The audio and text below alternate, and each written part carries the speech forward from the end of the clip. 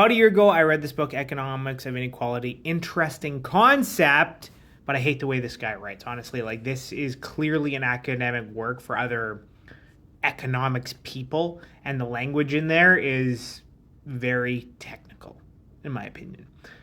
I can make my way through it because of my background in finance, but for like your average person, if you were to read this, you'd be like, what the hell is he talking about? And that's how I felt most of the way reading through the book anyway. But there were two really interesting points that he made in the book. One point that he made was that in order for economies to develop and become more growth-oriented and those type of things, is that capital needs to stay and be invested in those countries. Unfortunately, because of a lot of the corruption and the lack of financial consistency and all of these things, usually the wealthier people with money don't actually want to invest in their own economies and their own communities, and instead they would like to park their money in the United States, in Canada, in the UK, in offshore accounts and things of that nature, because they can get sort of that 7, 8, 10% a year virtually risk-free.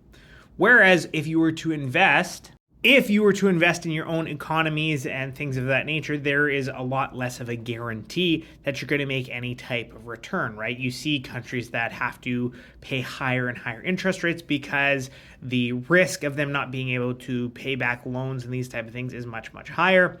So they issue things that are, called junk bonds and that sort of thing. So all this guy's money, if we're to invest in his country, would help boost everything, but there's a perceived risk here, so it flows out of the country and into developed economies already that can continue to develop for him as an investor. Another major point that he talked about was the idea of a wealth tax, some way to redistribute wealth to developing people, developing economies, and these type of things in order to level the playing field a little bit.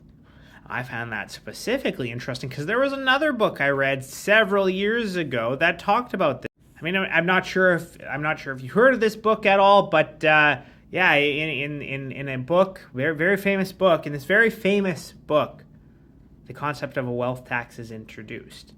And it's just so interesting. Some of these advanced economists and things of that nature look at the concept of a wealth tax as a way to stimulate growth for all people. Interesting.